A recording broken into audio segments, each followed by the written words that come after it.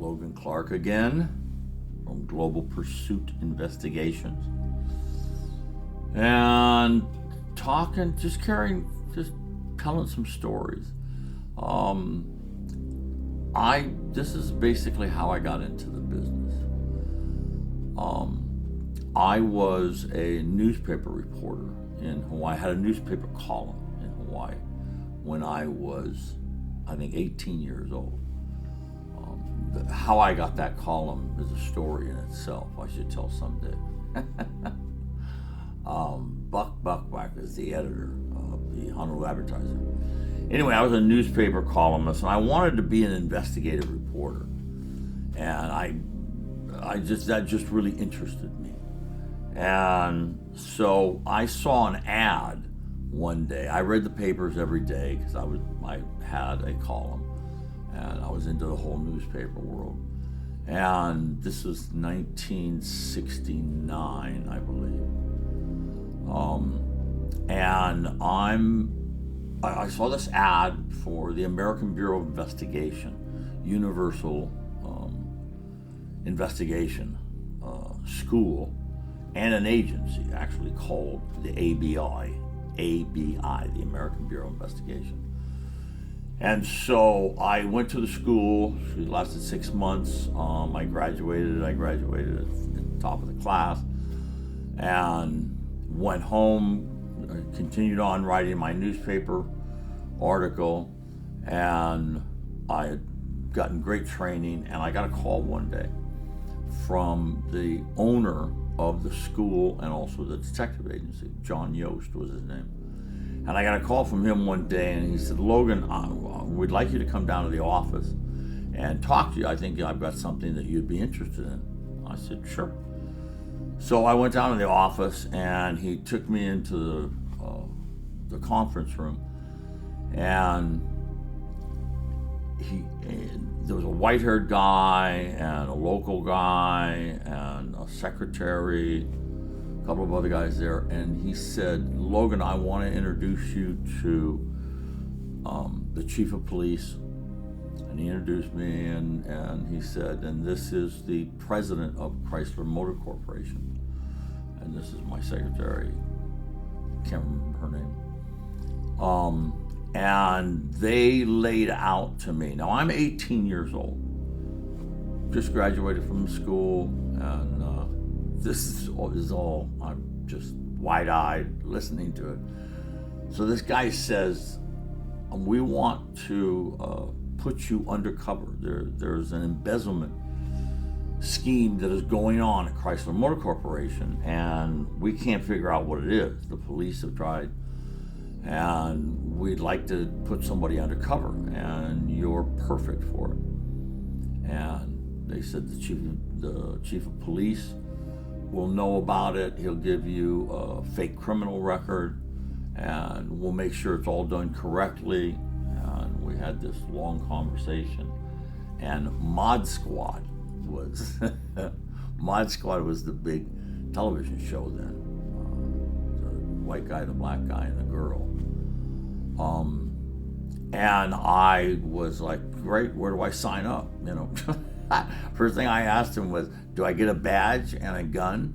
And he said, "No, Logan." He said, "You're never going to get a badge and a gun." He said, "You're undercover. And when you're undercover, you don't carry a badge and a gun."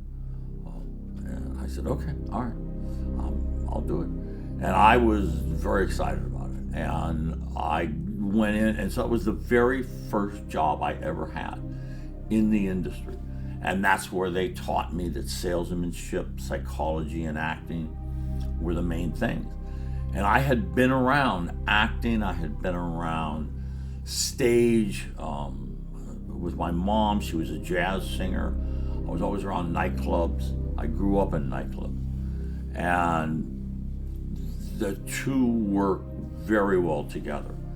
And once I got the training and did the Chrysler Motor Corporation, I was an actor. We left here. My mom was doing USO all over the world, and she called me. I was running across the United States on my brother's motorcycle and just screwing around. And she called me and said, I'm going to do some shows in Hong Kong and the Philippines and all over Southeast Asia, Vietnam. And do you want to come and MC some of the shows and write some? And I said, absolutely. So I got a passport, jumped on a plane. I was 19 years old, and I loved it. So I moved the two careers together in such a way that I did acting when I was in Asia, and I was an American guy, so there was always some good co-starring roles of bad guys playing in Asian movies. I got to meet Bruce Lee and just a lot of people.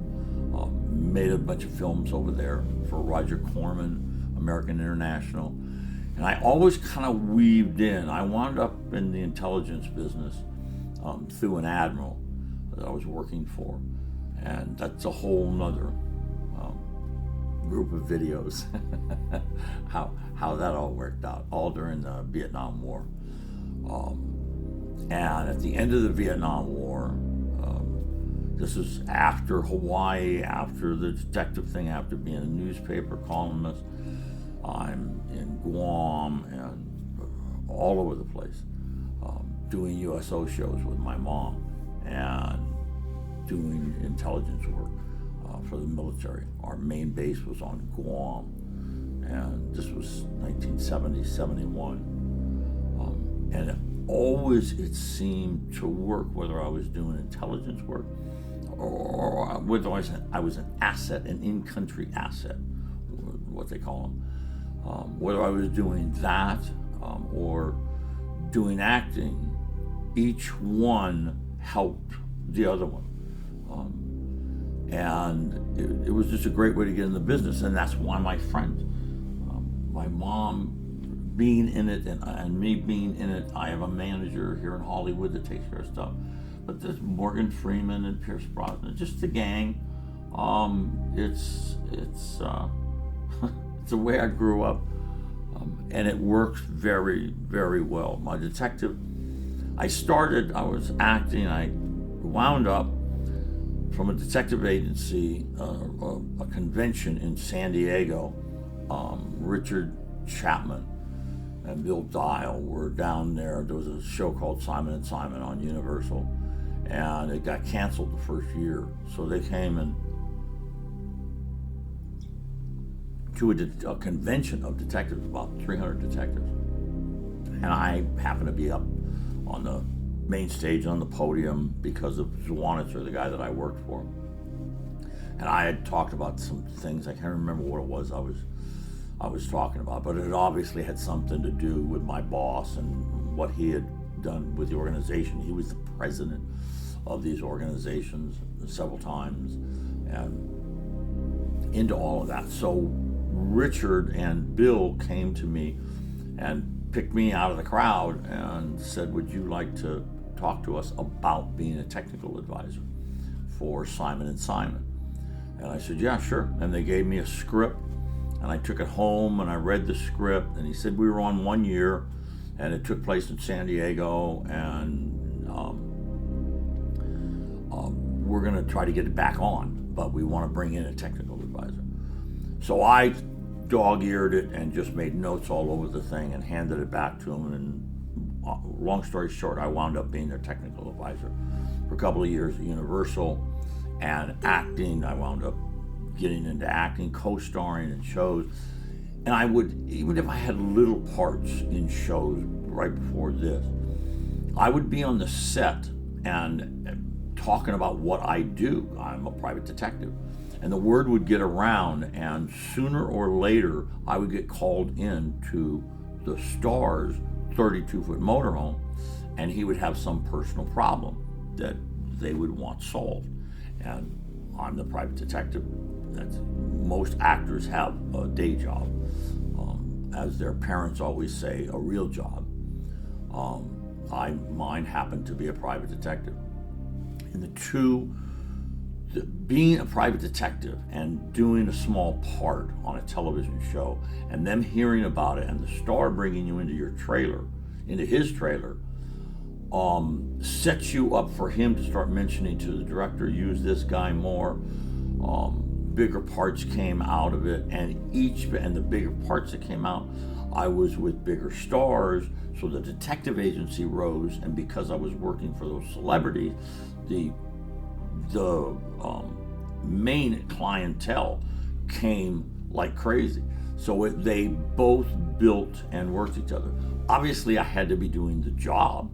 I had to be doing something right, because if you're an idiot, those kind of connections are only going to last for about 6 months, and then they're going to find out you're an idiot. So I was getting the work done. I knew what I was doing. I was a good private detective. And so they just worked together, and they built the agency got bigger, my detective career got bigger, and it worked out nicely. My mom being in a singer in show business all my life, so I'm used to traveling. I ran around the world like most people change clothes, but they work together very well.